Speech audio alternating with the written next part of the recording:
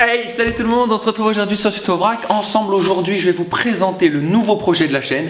Après la CNC qui n'a pas été totalement finie parce que j'ai eu quelques petits problèmes, j'espère pouvoir faire une nouvelle vidéo là-dessus, mais on verra ça plus tard. Ce projet, je vous assure qu'il sera terminé puisqu'en fait, plus de 80% du projet a été terminé déjà là, durant cette vidéo. Ok, donc sans plus tarder, je vais vous montrer en fait le nouveau projet.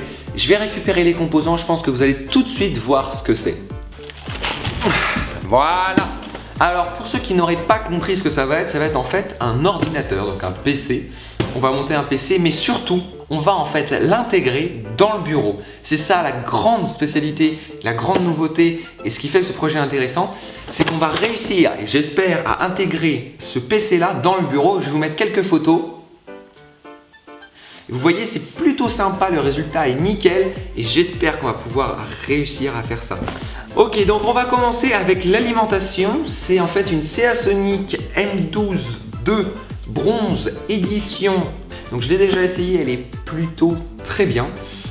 Pourquoi? Parce que pour son prix, donc je l'ai acheté 63 € et elle a en fait ce qu'on appelle le système modulaire. Alors c'est tout con, c'est que les fils sont séparés de l'alimentation, ce qui fait qu'on peut en fait retirer et ajouter seulement les câbles qu'on a besoin. Et ça, c'est vraiment génial. Je voulais aussi vous dire que ce projet-là, normalement, rentrera dans un budget de 5 à 600 €, ce qui est peu pour un bon PC, mais ce qui devrait être peu aussi pour un PC dans un bureau. Ok, on va continuer avec le processeur. Le processeur, c'est celui-ci. Alors, c'est un Ryzen 7 1700. Alors, vous allez me dire, oui, un Ryzen, pourquoi pas un Intel? Parce que les Ryzen sont actuellement beaucoup moins chers. Les Intel partent beaucoup trop haut. Et aussi, c'est parce que les Ryzen sont très bons. Moi, je ne fais pas de jeu avec. C'est-à-dire que je ne vais pas beaucoup jouer, mais plus faire du fort montage, du gros montage. Donc ça va être vraiment génial.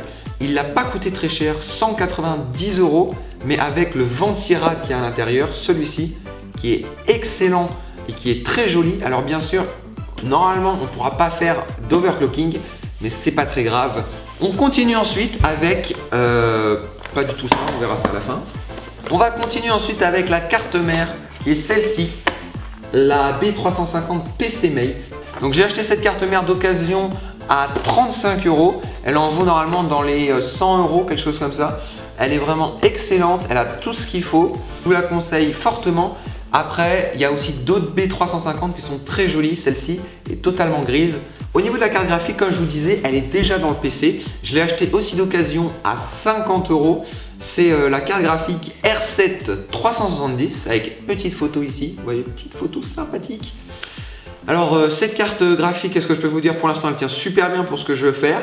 Après, elle n'a que 4 Go et elle est un petit peu ancienne, mais pour 50 €, c'est excellent. Si vous en trouvez une à ce prix-là, je peux vous la recommander.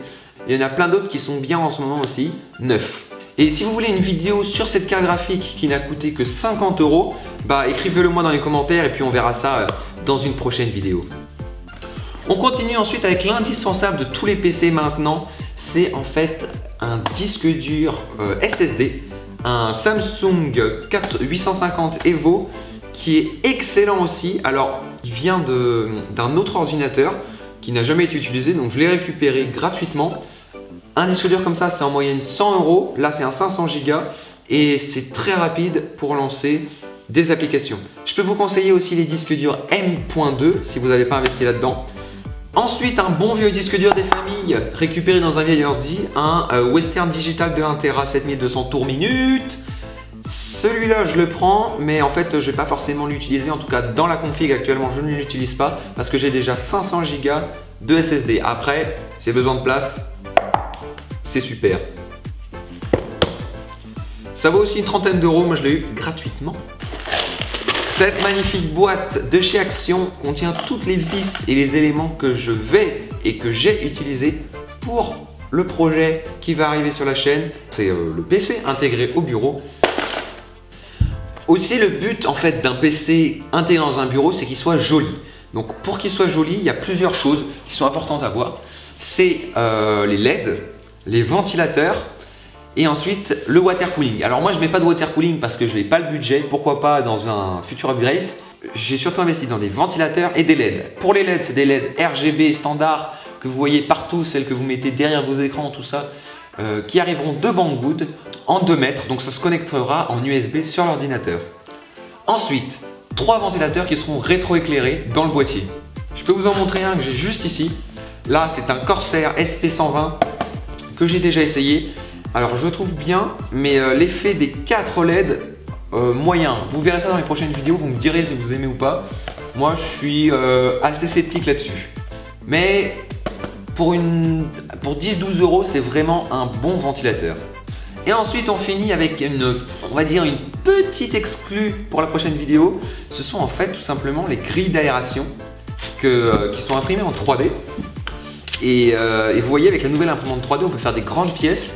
Et là, je vous montre en fait ces petites grilles d'aération qui se mettront en fait sur le boîtier. Et puis j'allais oublier, on rajoutera bien sûr dans notre PC 16 Go de DDR4 à 3000 MHz en K15 à 160 €. Donc c'est cher pour ce que c'est, mais les prix ont un peu baissé, donc c'est cool. Et au total, je vais vous faire le petit calcul ici.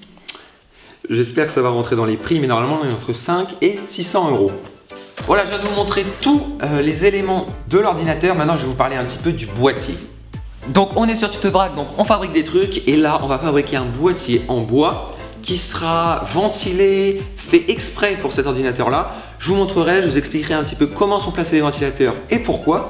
Donc ce boîtier là, il sera fait sur mesure, spécialement pour mon bureau que je n'ai pas non plus.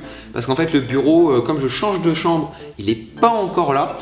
Alors je vais regarder, je vais essayer de trouver des plans de travail pour l'incruster. Donc ça on verra ça bien sûr dans les prochaines vidéos.